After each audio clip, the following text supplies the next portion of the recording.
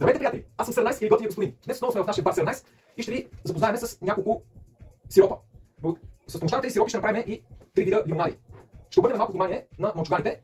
Освен за големи, ще направим коктейли за малки. Ще започнем с лимонада от бъс и мед. За целта ще ви трябват 90 съцветия от добре озрели от бъс, които се написват в 2 литра вода. Остава се да престоят около 48 часа. След това прецеждате, добавяте 2 лимона и 2 буркана мед по килограм. Слагате на котлона, загрявате, но не завирате течността. Само загрявате. Горе около 30 минути така поддържате 30-40 минути на слаб огън. След това изключвате, оставате да се охлади и изсипвате в бутилки. Течността може да се използва до 1 месец. Така. Втори сироп е от горски плодове. За целта ви трябва около 2 кг горски плодове, които намачвате в съд. След това може да я прецедите, може и да не ги прецеждате, както прецените. Добавяте захар и 2 литра вода. Варите течността някъде около 30 минути. След това сваляте от огъня, прецеждате. Може след това да добавите, да я сложите още малко да се довари, още примерно 20 минути, ако искате сиропа да стане по-гъст. И след това сваляте от огъня, оставате да се охлади, добавяте лимон дозу или половин лимон и този сироп може да го ползвате също 1 месец. И накрая ще ви представим сироп от матчина. За целта ви трябват около 50-100 стръка матчина, прясна. Откъсвате от нея листата и също така и връчетата. Накисвате ги в 2 литра вода, оставате да престоят 48 часа, след това прецеждате, в течността сипвате 2 кг захар и варите, докато се редуцира сиропа до литър и 100 мл. След това охлаждате и сипвате в бутилки. Сиропа може да го ползвате около месец. Така. Сега да пристъпим към направата на лимонадите. Ще направим в 3 варианта. Лимонадата от бъс ще сложим вода. За лимонадата от горски плодове ще сложим тоник.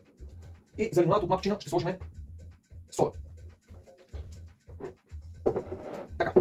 Разбъркваме хубаво сиропа. В случая ще използваме чашки около 330 мл. Вътре съм сложил една буца лед и горе-долу вместимостта става около 300 мл.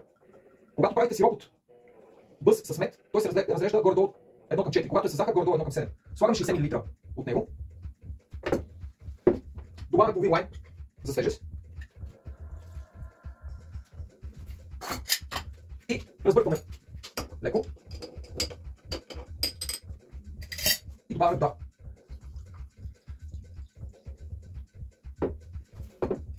Тук също хубаво да го разбъркаме малко още.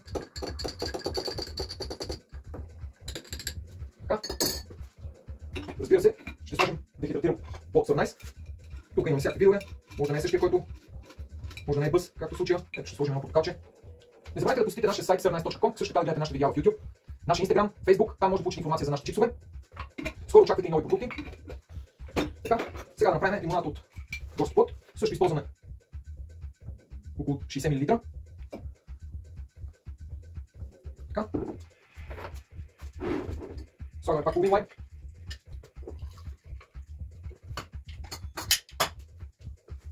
Доливаме с тоник.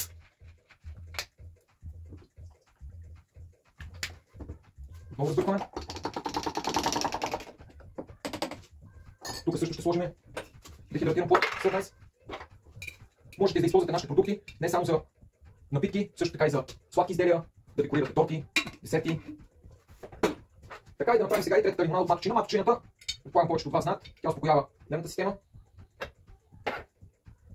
Тук също използваме около 60 мл. Пак лайм, половинка за свежест. И тук вече ще долеем с содичка.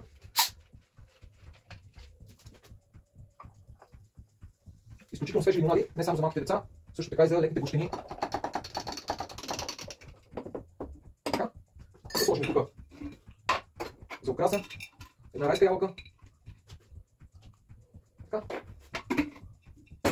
Ами, това са нашите предложения. Надявам се да ви харесат. Очаквайте ни скоро с нови видеа и не забравяйте да посетете нашия сайт sirnice.com. Там има информация за нашите продукти. Благодаря ви, че ни следвате.